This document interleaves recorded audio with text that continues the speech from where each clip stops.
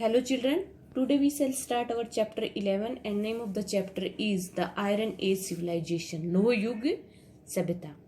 यानी वह सभ्यता जब लोगों ने लोहे का इस्तेमाल शुरू कर दिया था, लोहे से बने उपकरणों औजारों आदि का इस्तेमाल शुरू कर दिया था। Let's start the chapter. The Bronze Age civilization had flourished in the eastern part of the world as the western world was far less advanced at that time. कांस्य युग सभ्यता जो थी वो संसार के पूर्वी भाग में ज्यादा फली फूली, क्योंकि पश्चिमी जो संसार था वो इतना उन्नत नहीं था उस समय।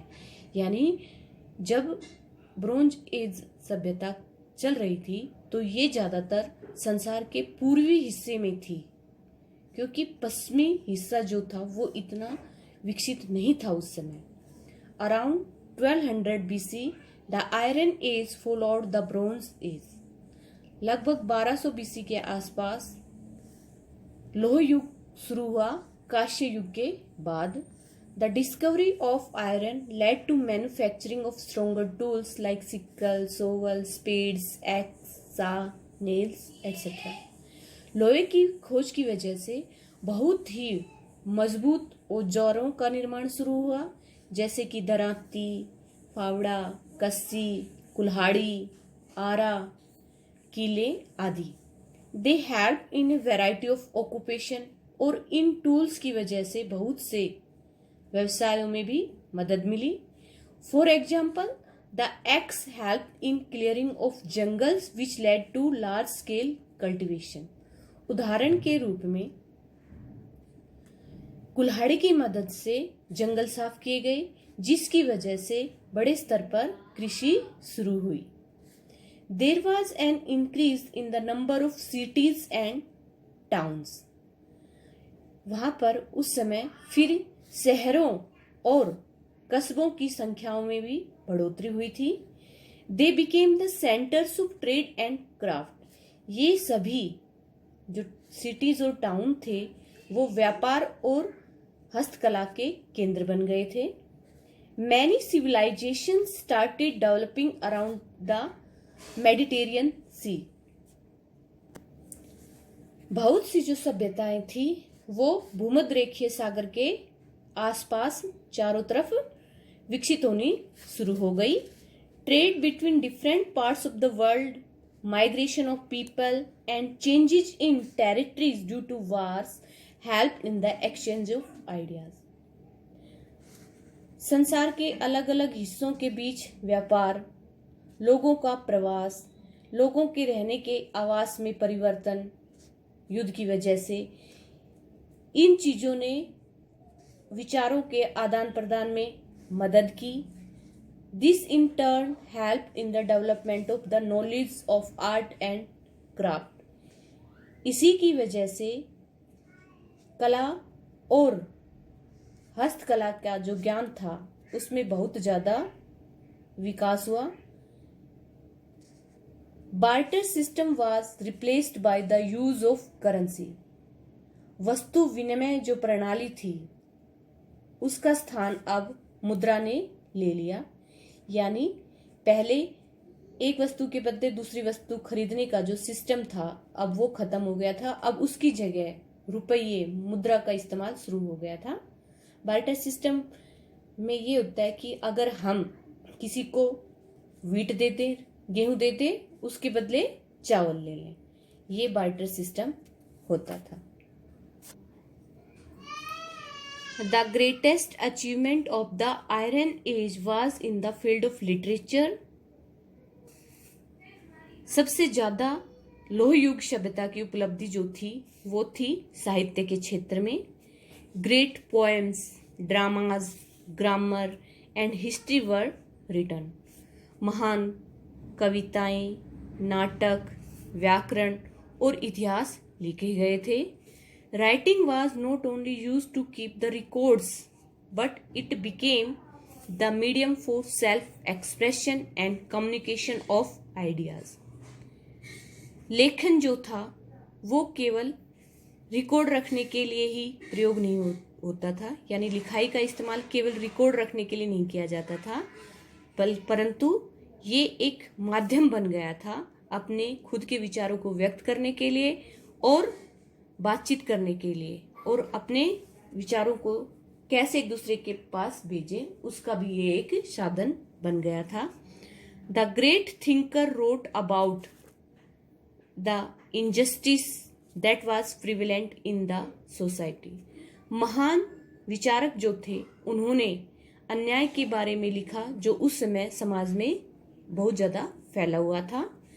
This period also saw the development of many religion. इस युग में बहुत से धर्मों का भी विकास हुआ, बहुत से धर्म भी विकसित हुए। Remains of some of the ancient civilization during Iron Age have been found in many parts of the world like Greece, Rome and Iran. कुछ जो प्राचीन सभ्यताओं के अवशेष हमें लोह युग में मिले, और ये अवशेष हमें संसार के अलग अलग हिस्सों में मिले, जैसे ग्रीस में, रोम में और ईरान में। The development of iron help them to flourish. लोहे के विकास ने ही इन सबको फलीभूत होने में मदद की, इनको उन्नत होने में मदद की। In the table given below we find a comparative study of the Greek, Roman and Iranian civilisation. ये जो नीचे एक टेबल दी गई है उसमें हम तुलनात्मक अध्ययन करेंगे ग्रीक का, रोमन जो सभ्यता थी वो, और ईरान की जो सभ्यता थी उनके बारे में। सिविलाइजेशंस है यहाँ पे, Greek civilisations, Roman civilisation and Iranian civilisation. Greek, Roman और ईरान। रिलीजन्स क्या थे? ग्रीक सिविलाइजेशन में लोगों के धर्म थे worship many gods and goddesses, supreme god Zeus. Greek civilisation के लोग बहुत से देवी देवताओं की पूजा करते थे और उनमें सबसे बड़ा जो भगवान था वो था जीएस। रोमन सिविलाइजेशन में worship goddess Vesta, Venus and gods Jupiter, Mars, Mercury, Juno. Rome सभ्यता के जो लोग थे वो वस्ता, वीनस देवियों की पूजा करते थे और जुपिटर, मार्स, मरकरी और जूनो जो हैं इन देवताओं की पूजा करते थे। ईरानियन सिविलाइजेशन में ईरान सभ्यता के जो लोग थे वर्शिप गॉड्स इंद्र, वायु, मित्रु, फायर एंड जोरास्ट्रियनिज्म। ईरान सभ्यता के लोग इन देवताओं की पूजा करते थे, इंद्र की, वायु की, मित्रु की, आग की और जोरास्ट्रियनिज्म इनकी। फिर है ऑक्यूपेशन, व्यवसाय।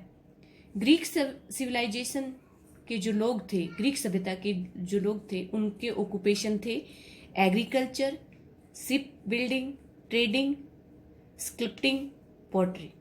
कृषि करना, जहाज बनाना, व्यापार करना, मूर्ति बनाना, मटके बनाना। और रोमन सिविलाइजेशन के जो लोग थे उनका व्यवसाय था एग्रीकल्चर, ट्रेडिंग, फाइटिंग, वॉरियर्स। उनका था काम कृषि करना, व्यापार करना और युद्ध आदि करना। ईरानियन सिविलाइजेशन, ईरान सभ्यता के जो लोग थे उनके ऑक्यूपेशन थे ट्रेडिंग, शिप बिल्डिंग, क्राफ्ट करते थे, silk weaving, pottery, metal work, gem cutting. Iran सभ्यता के लोग करते थे, व्यापार करते थे, जहाज बनाते थे, क्राफ्ट का काम करते थे, उसमें वो सिल्क की बुनाई करते थे, मटके बनाते थे, मेटल का काम करते थे और जो मोती होते हैं उनकी कटिंग किया करते थे। इन्वेंशंस में आते हैं अब। जो ग्रीक सिविलाइजेशन के लोग जो थे, सभ्यता के जो लोग थे, उन्होंने क्या क्या खोजे की? Calculated the circumference of the earth, ड्रीव maps of the world, Olympic games. Greek सभ्यता के जो लोग थे उन्होंने पृथ्वी की जो परिधि है उसकी गणना की, संसार के मैप बनाए और ओलंपिक गेम्स की शुरुआत की। रोमन सिविलाइजेशन में क्या इन्वेंशन हुई? Concrete, water system, roads, Latin names of months, Roman laws. Roman सभ्यता के लोगों ने कंक्रीट की, वाटर जो सिस्टम होता है, पानी की जो योजना होती है, सड़कें, लैटिन भाषा में महीनों के नाम और रोमन जो कानून है उनकी खोज की। ईरानियन सिविलाइजेशन में जो इन्वेंशन हुई वो थी Aramaic script, decoration of palaces with gold, silver, precious stones, ebony and ivory. Iran सभ्यता के जो लोग थे उन्होंने अरेमिक लिपि का आविष्कार किया, महलों को सजाने की कला सीखी उन्होंने। वो गोल्ड से, सोने से, चांदी से और जो मूल्यवान पत्थर होते थे उनसे महलों को सजाते थे। हाथीदांत और अबोनी का ये इस्तेमाल किया करते थे। Now let us study about another important Iron Age civilization that exists in India, the Vedic civilization. अब हम नेक्स्ट वीडियो में पढ़ेंगे कि आयरन एज सिविलाइजेशन के दौरान ही भारत में एक और सभ्यता विकसित हुई थी और वो थी वैदिक सिविलाइजेशन। वो हम अगले वीडियो में पढ़ेंगे। Thank you.